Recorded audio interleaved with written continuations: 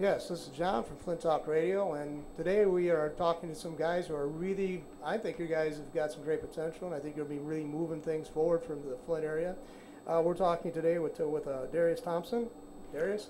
Yes, sir. How you doing? Pretty good. And I want to make sure everybody knows who they are and which one's which, because I can't point them out if I'm not in the room. And also, we're also talking to Eric Wright. That's right. Both of you, welcome to the show. Thank you. Thank you. Anyway, you got a lot of stuff going on, and we got basically bulleted points here what you want to cover, because you guys got what, 1, 2, 3, 4 businesses you're developing. Yes, sir. Simultaneously. Yeah, it's been a crazy process, but you know, it's all worth it because it's definitely going to benefit the community and the citizens of Flint. Now let's see. We'll get into them each one by which a little bit, but first off, from what I'm recalling when I'm talking before the show, we started doing this, before we started to sit down and do an interview. I gather you're not from the Flint area yourself originally. No, I'm not. I actually came to Flint right around almost 4 years ago, and I'm originally from Grand Rapids. And being in Flint, I definitely fell in love with the community and saw that there was a need for someone to step up and make something big happen. So, and Eric, you're not either from Flint area either, are you? No, originally from Benton Harbor, Michigan, and moved to Grand Rapids, Michigan, and met Darius in Grand Rapids. So you guys been together working together for how many years now? Man, since the 4th grade. Oh, wow, that goes quite a bit. Yeah. So yeah, it's like we got to cover each one of them, I guess, but I'll just rattle them off here, and then we'll go by point because you got several of them. You got Primco Management, which is a medical marijuana company. It's a medical marijuana real estate management and a multimedia company.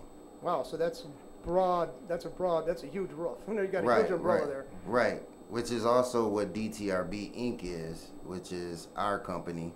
It's the same thing. We're a multimedia real estate management medical marijuana company. Wow, that's quite a bit there. And we and I were talking before that, and that's a very interesting concept behind the Primco. I really like that. Right. And also we have Mullen Motors. That's a motor car company you want to bring to the city of Flint area? Or? Yeah, it's, man, every time I get ready to talk about it, I just want to jump up and just get happy. It's a electric car company that's similar to the Tesla. And we're going to bring it here to Flint, if everything works out right, and be able to create quite a few jobs. And no, the electric car company, we had one in Michigan back in the late 70s. My grandfather actually bought one, a Vanguard electric car. It was made here in Michigan. Mm-hmm. And basically, from what it looks like now compared to what they used to what they had back then, this thing back then in the 70s was basically a glorified golf cart. Right. No suspension. It rode. It felt every bump, curve, whatever. Right. But it was. When you put it, it was a fast-moving little bugger, man. But only went up to 35, 40 miles an hour for. Right. And see we have the Mullen, Predator, and Predator 1. The Mullen is like a Maserati. The Predator and Predator 1 is like a Lamborghini.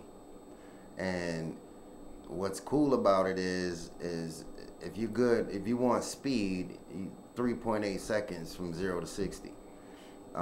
Then it goes for about 1,000 miles on the electric. Then you can switch it, and we use the V8 3800 motor. Wow, in the back. It's good. Well, I guess you can refer to those as hybrids, right? Those hybrids. Yep. The hybrids will be the Predator and Predator 1, and all electric is the Mullen. Seeing the Mullen in. Currently, is this company already rolling somewhere, or they just want to bring it to Flint? Because that happened several times, and Durant brought a lot of people who had car manufacturers already located in other cities in the United States. Right. Is this presently rolling? And yeah, they've been around since the 60s. It was actually created by a retired officer from the military, and they started in New York, and now David Michery, the CEO of Primco, he ended up going in and grabbing the company and bringing them up under the Primco umbrella. So we have an operation in La Habra, California right now. So it's like if we could bring them to Flint, the operating cost here in the Michigan area would be considerably less, I would say. Exactly. Yeah. And we're working with the right people to try to get the right things in place to make it beneficial for the company, but most importantly, make it beneficial for the community. So anyway, I'm going to start with, like I said, there's so many things to cover here, and I hope we can do an adequate job. But if not, you can always come back. Right. You know, we can clarify them if we get email or people saying we didn't really fully understand this. We could but certainly bring you guys in. Right. Again, according to your schedule. I mean, allowing for your scheduling. No problem. But anyway, so the medical marijuana management group, basically, the facilities management group. That's an interesting concept. I really like that. I don't know if you want to go too much into it, because you might have competitors out there who might run with it, so I don't know if you want to reveal too much. Well, I mean, I can say this,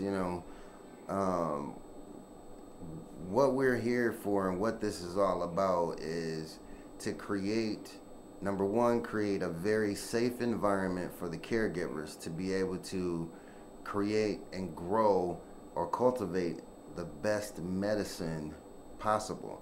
So therefore, they don't have to worry about security issues, things of that nature. Then at the same time, we also have part of the facility that's a medical research. So it's all about researching how to utilize individual strains, and then not only that, just all the intricacies of the particular plant within itself to help the human body heal itself. So. And from my understanding too, initially the person who told me about you, and we also our initial conversation, this actually the product line you're offering concentrates more upon the basically the non-smoking aspect. Yeah. The stuff that's like the THC levels. There's right. not the major concentration on this. Right. Exactly. What the goal is to create a product with the least amount of THC in it, or zero THC, and focus on the CBNs and CBDs, from a topical cream aspect to candies that they can suck on during the day or whatever way that we can get them to ingest it without actually having to smoke it. No, offhand, I mean, I talk to the guys all the time from the Compassion Club, and they've told me this, but it slips my memory. It would THC for like the anti-inflammatory agents that might be, there's some people are find to be in marijuana. Is that in the THC compounds, or is it in the other compounds? That's under the other compounds. That's under the CBN, CBDs. THC is actually what makes it illegal. THC is the addictive part of the medical marijuana. But if you take the THC out, it's no longer illegal. So you got this is like actually it would avoid all these controversies that people have because, they're just going to fire up, they're going to, just tune in, they're not going to be productive members of society, they're just going to, these people are just activists so they can get high. Well, right. There is I think there's anti-inflammatory agents in marijuana that I think I've seen demonstrated pretty clear from clinical research. Right. And the thing is, if you look at the current pain meds that are in, and the anti-inflammatories that are in the pharmaceutical repertory, that they hand out by doctors, they certainly got horrific possible side effects. My mom had, she developed problems when she was taking medications for arthritis. Right. And it killed her stomach. My one cousin, she had juvenile arthritis. It destroyed her stomach. She had to have surgery on her stomach, and ultimately she ended up dying in her late 30s, early 40s, because of the damage done by the anti-inflammatories they had given her when she was a juvenile. Yep, no doubt. And the thing is you have you can go from acid reflux. People are always like, man, I got heartburn. Well, that's because when it dissolves in your body, it's dissolving and sticking to the wall of your stomach. So if you take something and put it on your wall and watch it dissolve, it will create a spot there. That's what happens in your stomach. So for me, I was on fentanyl patches for all of my pain, and I can honestly say that I'd rather ingest the CBNs and CBDs than to ingest the fentanyl patches.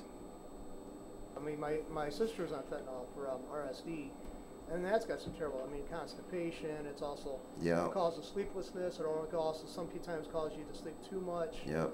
So everything. I've just seen the research. I've just seen the practical application and the real life. I've seen people smoking marijuana, basically they were maybe somewhat lethargic because it's a strain they were smoking and calling Right, that. right. But I mean, when they decided to leave it, they could leave it. There was no serious addiction. It was more psychological, maybe dependency, but Right. it was nothing hardcore. So I mean, it was demonized as a kid, and I saw that, and I believed it. You know, you're a kid, you're Right, hearing this right, thing. right. And when I saw it, when you just compare it over the years, and then when you look at the cost of incarcerating people, that's where I started coming on board for allowing people to smoke it Right. without having impunity.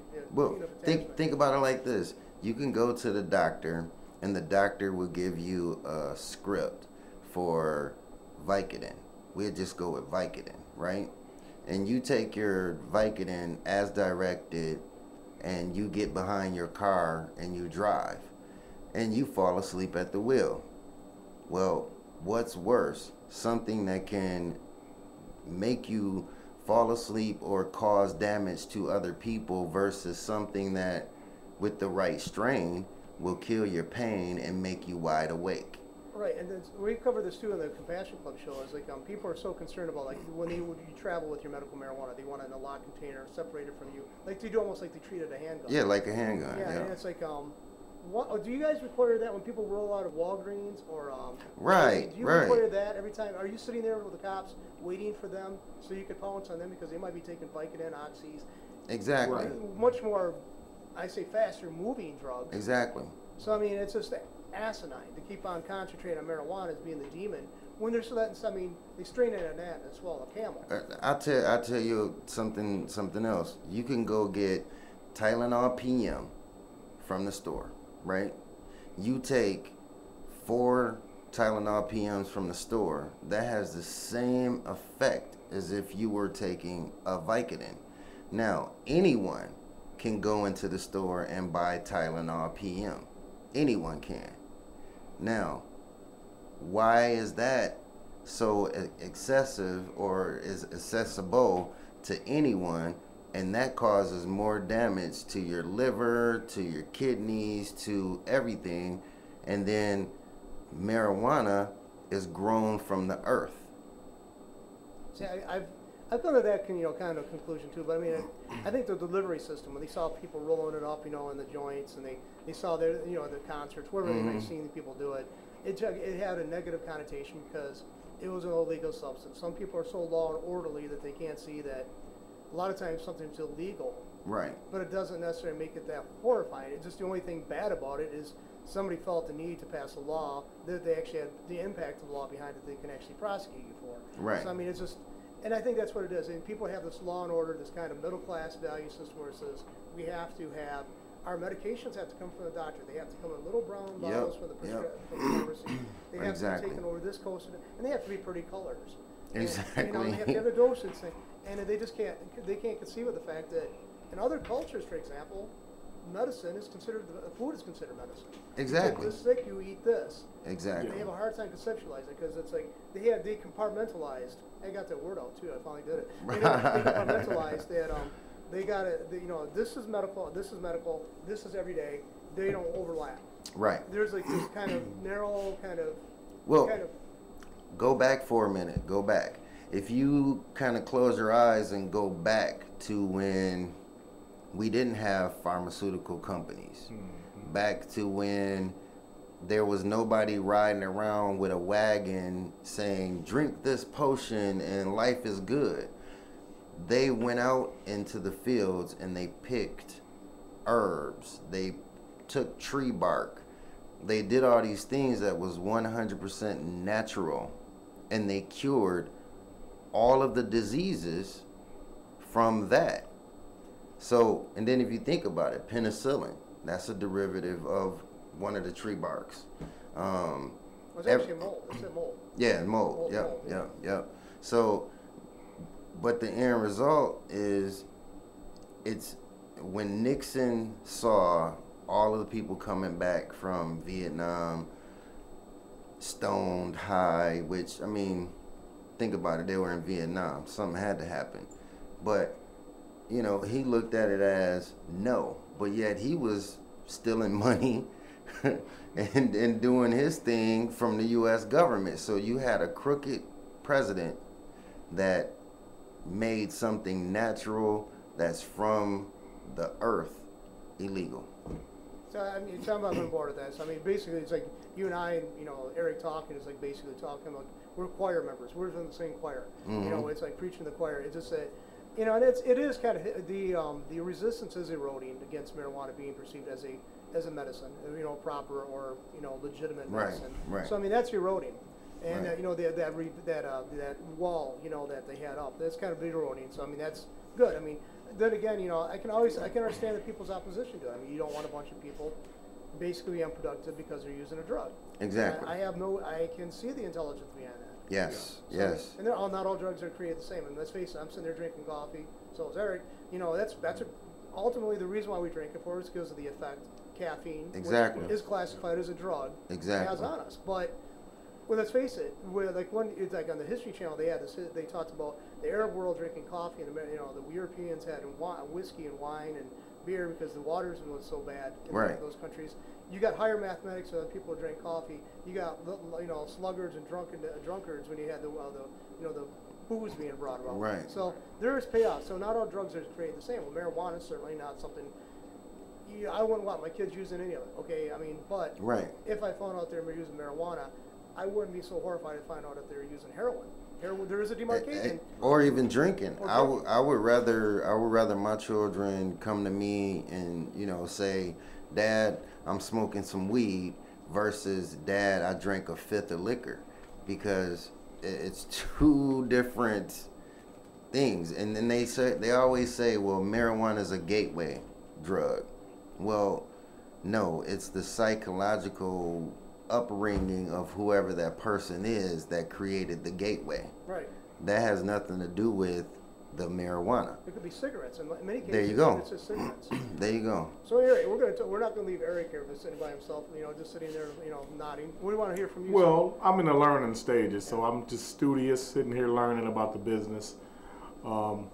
Basically, I believe in a lot of the same aspects he does about way back when everything was cured by the earth, 100% natural. So that's the faith I'm looking at. That's what pretty much brought me into the business. See, there's so much to do there. I mean, plus we talked about it before the show started here. The conversation started, on recorded it. We talked about the hemp production, and it's absurd that we import it from Canada, but we keep it illegal here. There you go. Okay, even somebody got a big bale of it and actually tried to smoke some of it. What would be the harm? Wow. I mean, just keep it illegal, just insanity. They will think about it like this, though. They planted so much cannabis during the war throughout Indiana and, those little states right there, Indiana, Kentucky, that right now to this day, it's wild cannabis growing. So it was okay to grow it when you wanted to go and kill somebody, but it's not okay to grow it when you want to keep someone alive. That's a poignant point. And you made a very solid, poignant point. It's like, it's okay to butcher somebody. We can grow this or do that. I mean, what makes it better? It's needed. We have to do this. Well, what, isn't it trying to help people in their pain and suffering and their time of crisis? Isn't that it's also important? No, because what it ultimately boils down to is who's making money for it.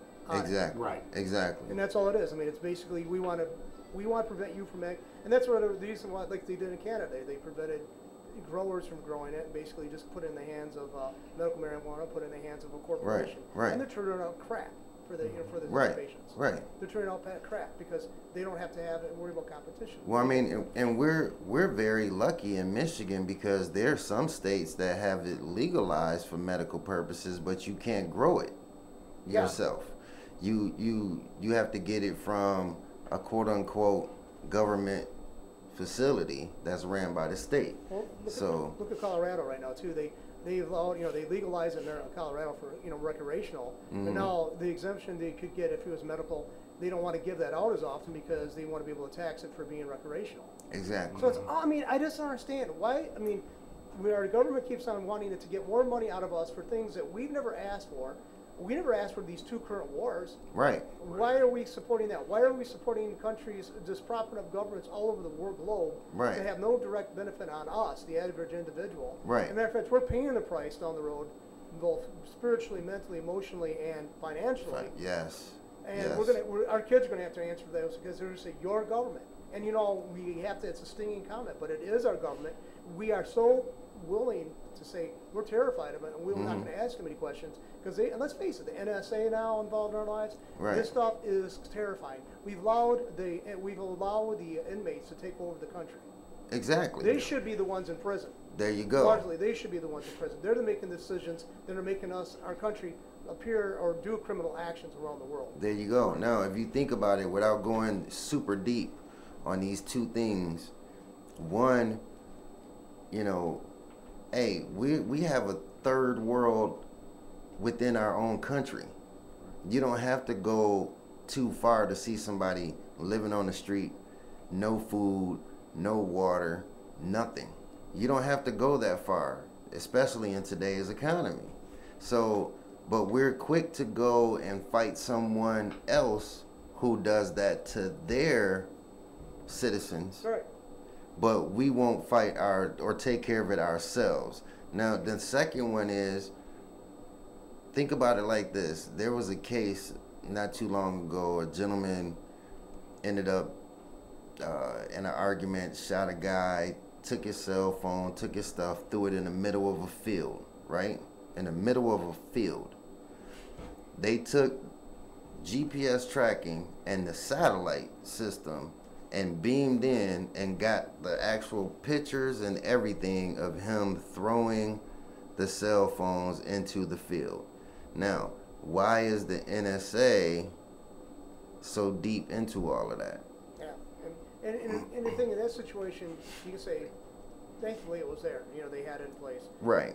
But at the same time, we shouldn't be recorded every second of our lives. Every second of our lives from satellites. Right. No, I mean, it's just, and the thing is that people are doing this, or they got themselves in this kind of black box that nobody can penetrate. Right. The people who are doing all the spying and all this intrusion on us are isolating themselves. They're basically their ghosts. Right. And that's what's scary. But anyway, we're going to transition because we got so much to go on. Right. We can talk about that for hours. Well, definitely. I mean, we've covered it, on the Jesse County Compassion Club show. Covered a lot of this government out of hand situation. Right. But anyway, the Mullen Motors though, I mean, now that's going to be electric cars. Actually, now some people criticize electric cars because to charge up a car, you still have to be on the grid. You still have to plug your car in. Right. But I see that electrical, the generation of electrical power is actually something that's actually been largely regulated by the government. And let's face it, the clean coal, is something they have in place. So there's a lot of benefit from it. Also, just the noise factor. I mean, electric cars are certainly quieter than the engines run by gasoline. Right. So I mean, there's like noise pollution. And also, I think that kind of weighs on too much noise. Actually, I think weighs on our immune system. I think if it's it's one of those stressors. Right. I think it's a stressor, and I think that's something that we should largely try to eliminate if possible. But I mean, I definitely don't want to see everybody being forced to buy an electric car. Like, the government's lately talked about that. They want to basically force people to buy products that basically do not suit their needs or their desires. Exactly. I have a problem with that. Exactly. But now these cars, I mean, I could have maybe gone online beforehand and found out to see some pictures. I mean, are these cars looking pretty good? Oh yeah. If you go to Mullen USA, MULLEN USA.com, you'll be able to check them out. They got on that. It'll say Mullen, New York. Just click on it, and you'll see a blue one and a red one on there, and they're pretty sweet. They're definitely an eye catcher, and what we used to call back in the day, you get in one of those, you definitely find a girlfriend.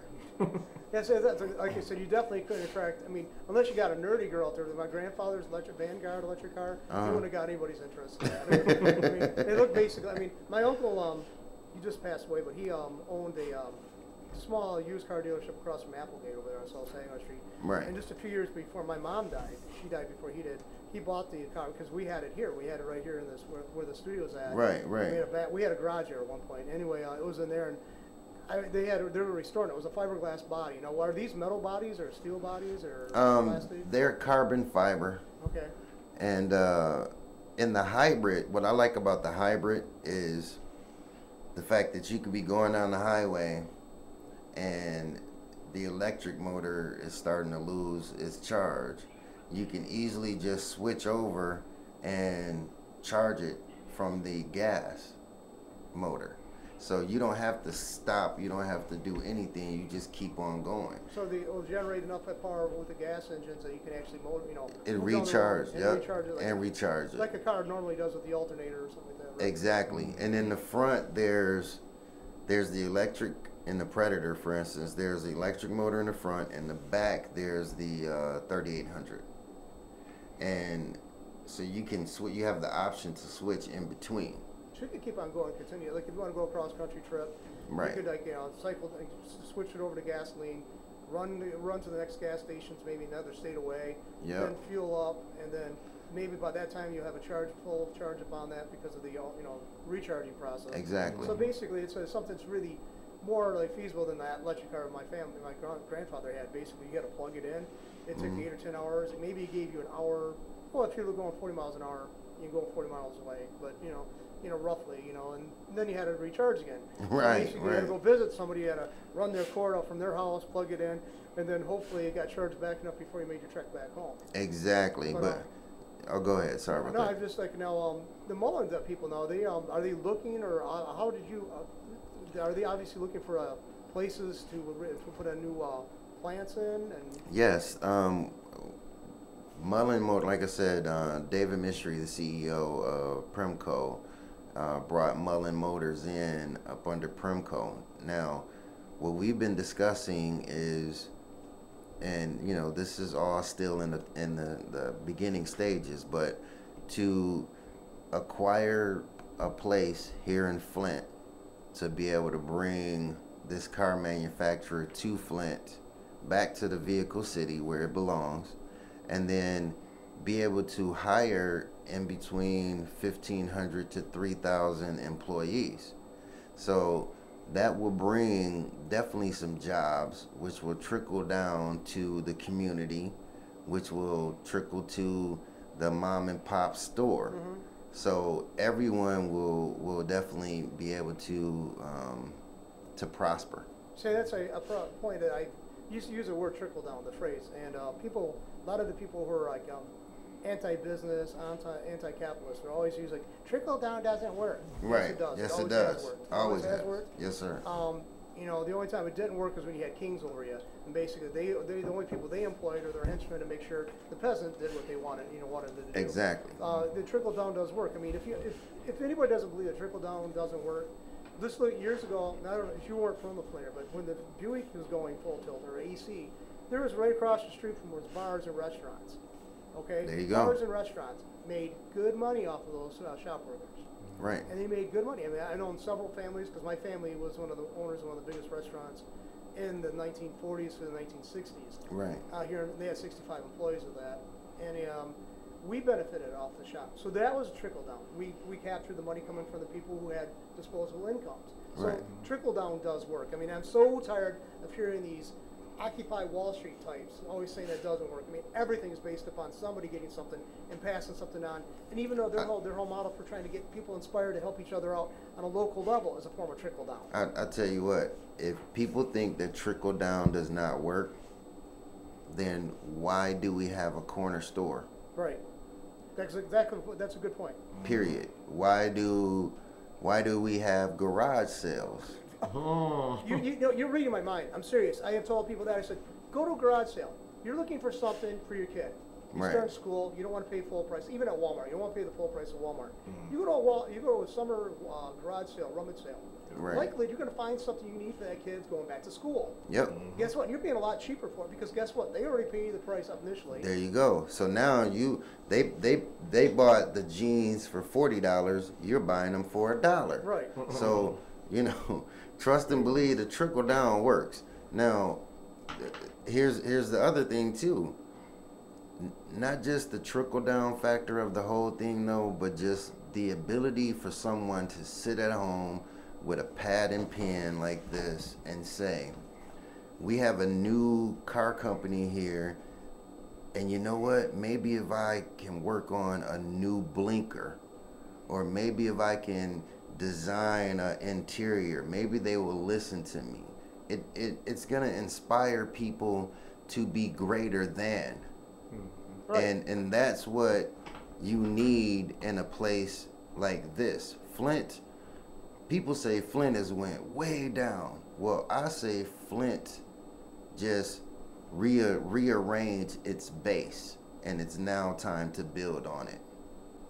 Because I would agree with you. I mean, I get depressed. I mean, I've been around this town all my life. I'm 51, and believe me, I barely remember it was booming because that's been so long ago. I mean, that was in the mid '80s. We're in 2014 right now. Right. That's a hell of a long time. Right. To see if there was any good times. Now, I'm not going to say it was all depressing. I mean, well, the economic situation got really depressing. Right. But at some point, you just basically, you can't go anywhere but up. Because, I mean, it's like, we lost population. Some people see that's a horrible thing. It could be. But I also think now that's fewer people you have to contend with. That's fewer things that's fewer for the space that's been freed up or the house is being gone. Yep. You can put something else in there. And it's Well, go on. well, think about it like this. Okay, and I'm gonna touch on some things that people may get frustrated about or whatever. But think about it like this: if they say Flint has so much crime, well, realistically, a lot of the people that were doing the crimes are no longer here. They moved to Atlanta, so now that they're doing the crimes in Atlanta. So what's happened is we've cleaned out ourselves to allow those that are true Flintstones to really take this city and take it to another level, to be honest with you. That's how I look at it. Well, see, my family's been here, and my dad's family's been here for over 150, 160 years in the Flint area. And we're certainly here before the boom time of the GM era. Okay, we've significantly before. Right. Basically, it was there and it's gone. A lot of us are tied to it. You know, we benefit off of it. Right. But we just basically, we had been here when it was a lumbering era. You know, it was a lumbering town. And we also were here when it was a carriage town. Right. So, I mean, we're here through the transitions. And now what I see now is, like, I went to the University of Michigan Flint. I worked there for the better part of 15 years total. And I see that's booming or rising up again. The increase in population there, the student population. Right. Michigan State's adding a medical campus down there in downtown Flint.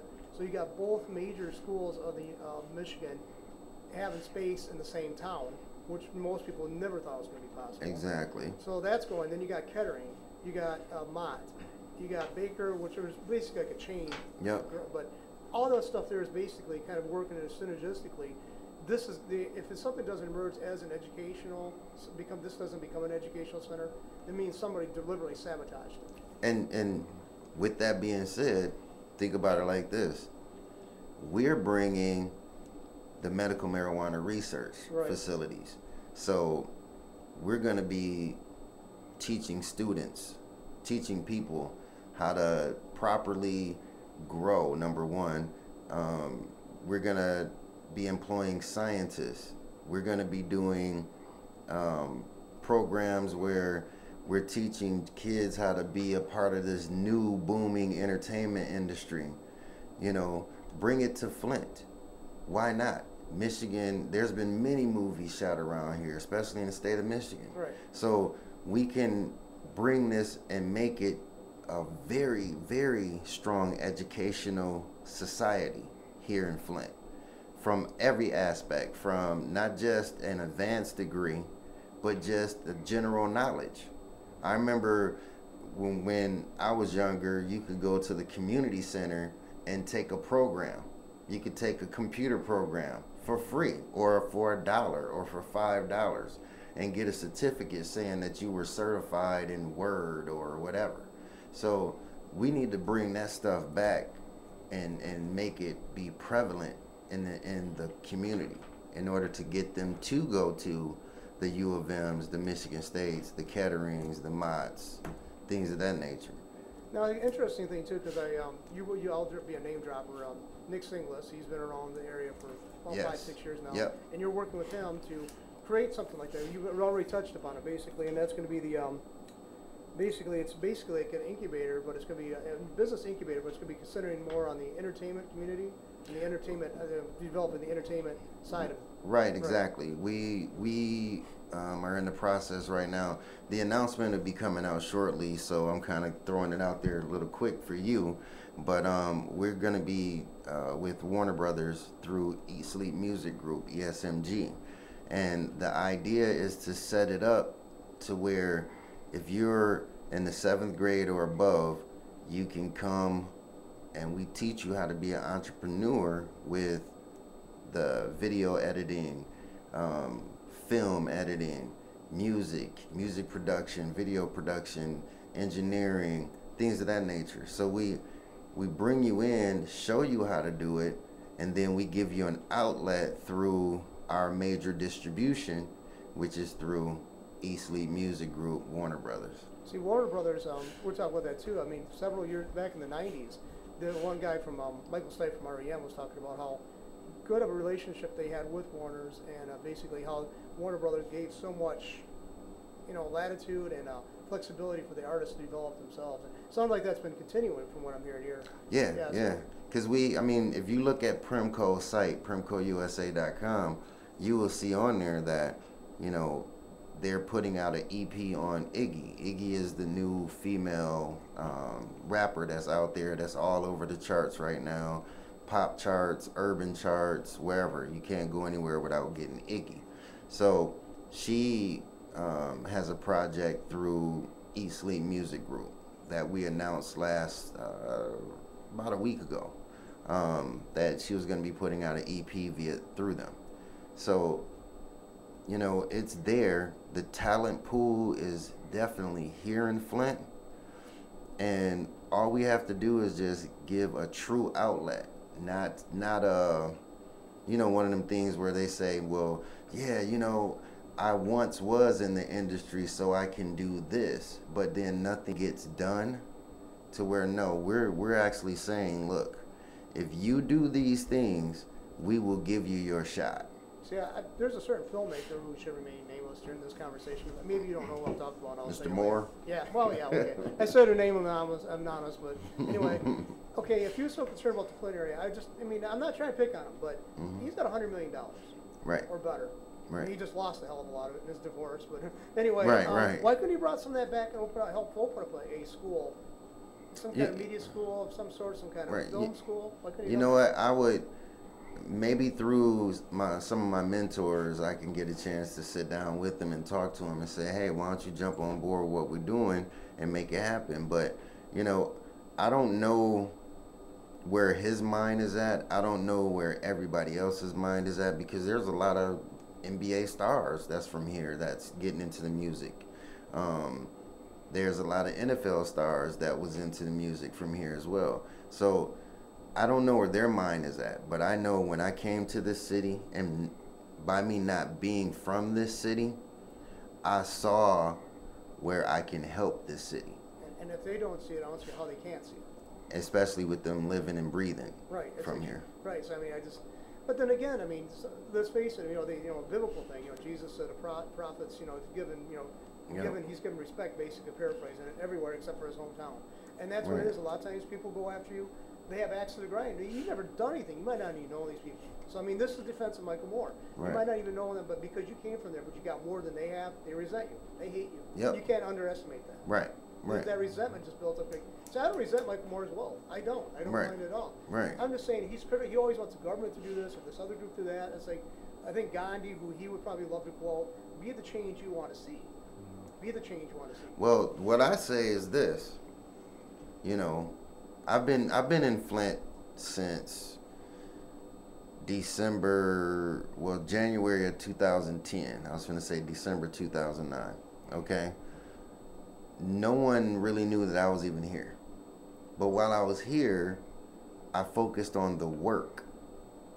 Because if I focused on the money, then I would be doing it for all the wrong reasons. So if you focus on the work, the money will come.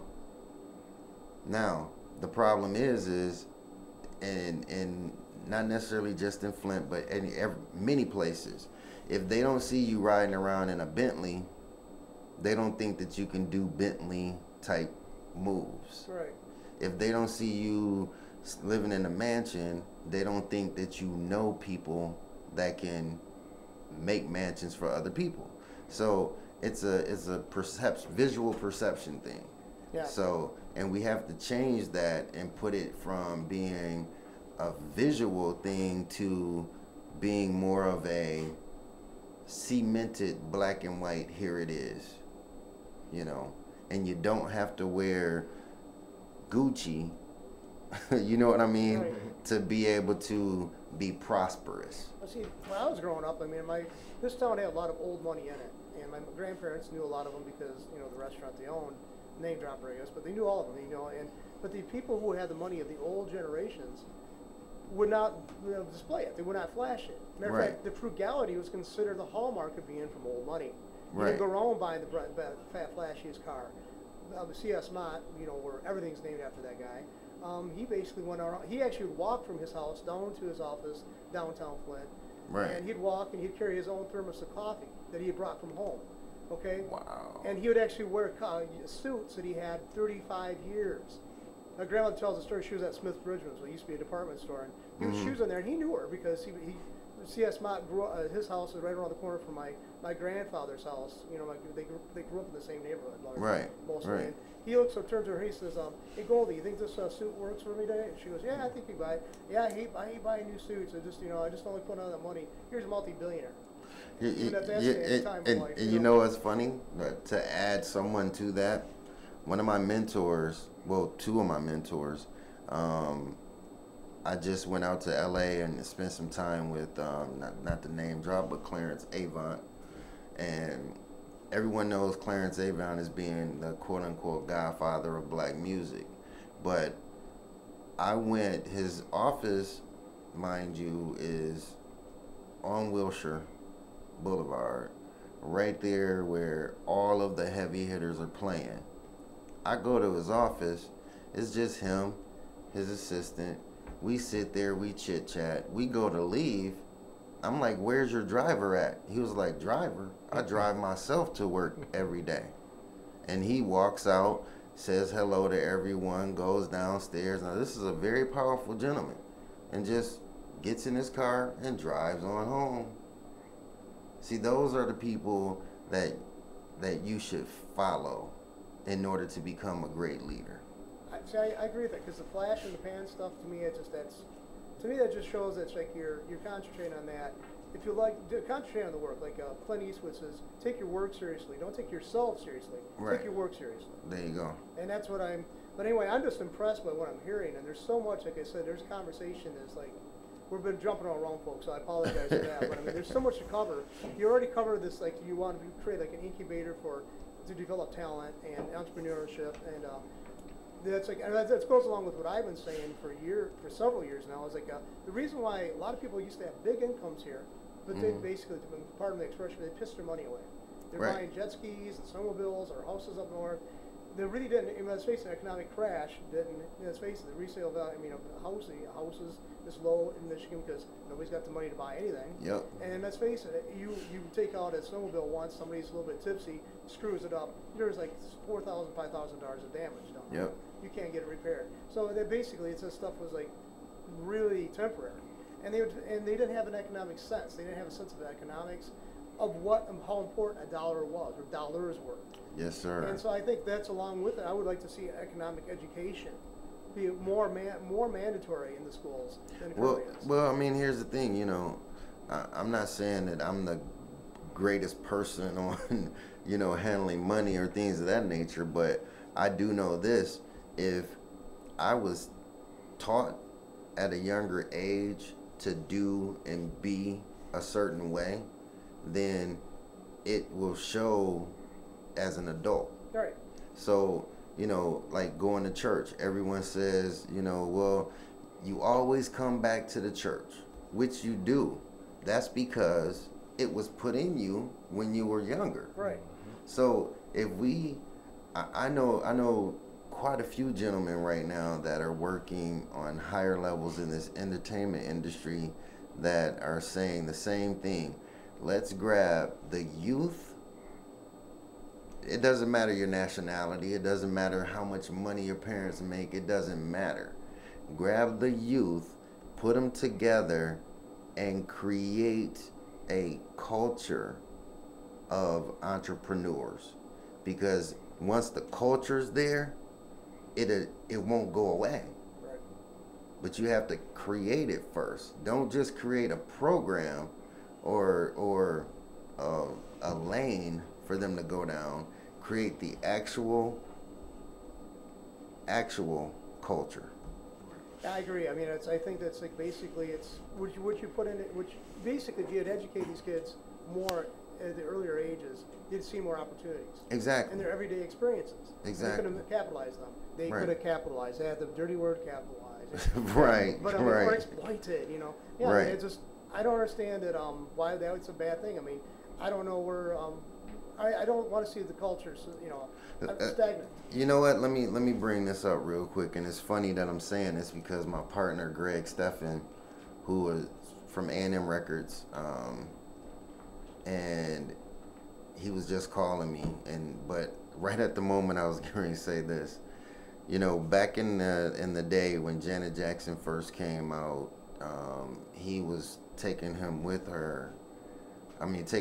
him to do a stay in school program, right? So if we take our artists and bring them to the cities, you don't have to go to the city that you're from. It could be another city. It doesn't matter. But go in and start telling these youngsters that's in the 4th grade, right, to start saving. Start seeing where you can make a difference in your community. Save up money, right, to paint the neighbor's porch if you need to, or to save up money to just make a difference, period. If we were to put programs like that in and hire mentorships, I believe that this city can be the most booming city in the state of Michigan. I agree, and I hope. I mean, I hope that can happen because they haven't such deep roots in this area as I have. I mean, I love this town, but also I turn around, I can hate it at the same. I mean, it's like a love-hate thing because Without a doubt, I see a lot of good people being basically they weren't informed enough to do anything in their lives. right, They allowed people, they trusted other people who bailed on them right, or failed miserably, and then what are they left with? They're left with basically trying to make ends meet, just worrying if they can get out of town so they can go someplace. You know what? You just brought up a thought. You know, back in the day, General Motors, you didn't have to have a high school education to work at General Motors. So you had people moving from the South to come up here. They were getting jobs at General Motors. They're making $30 an hour. They can work 7 days a week, get all this overtime. They're making crazy money. Everything's good. And then, boom, they have no job. But they can't go work a computer. Or they can't go do this or can't go do that. Because all they knew was to run that line. So, by with Premco bringing Mullen Motors or hoping to bring Mullen Motors here to Flint, it's way bigger than just a automotive company that builds cars. It's about investing within each person, each individual to help them achieve higher goals, no matter what it is. So I say that's the difference between a educated move and just a move for money. That's a good a good contrast. It really is. Right. I mean, one's actually going to have longer term benefits. Yeah. And see, I think you got to be self-interested, but you can't be so narcissistic either. Right. That you can't see the forest, the trees. You can't see that you're going to impact other people. And let's face it. I keep on going back to Ford's. Henry Ford, he paid his people more because it ultimately went back to him. Right. He said, I got to pay my people more because that way they can buy their product. He was perpetuating his own interest. Right. It wasn't because he wanted to be charitable. He didn't say, gee, I want to be just nice to people. Right. No, but everything's got a side effect to it. that's unintended, either good or negative. There's something that's unintended, Right. and behind it. And that goes back to the trickle down. The impact is greater. I mean, it radiates, whatever you want to use, but it's got to be somebody putting out something so everybody else can have something, even if they don't design it that way. Even if they want to be as, hoard money or try to be as frugal as possible, at some point you're going to have to pay somebody to do something, buy something so they can actually meet that goal. So they're going to have to give up something to get something, and that's where people benefit from. Think about it like this. Okay, you plant a seed. When you plant that seed, you don't just leave that seed and let it just do whatever, unless you're doing something very illegal. You would take that seed and you would make sure that it's properly maintained, it germinates, then you plant it the right way. You cultivate it to bring up the corn or tomatoes or whatever, the tree, whatever it is your end result, right? Right. But you don't just put a seed in and walk away. So what I'm doing and what we're doing is we're planting a seed and we're going to cultivate it. We're going to work it.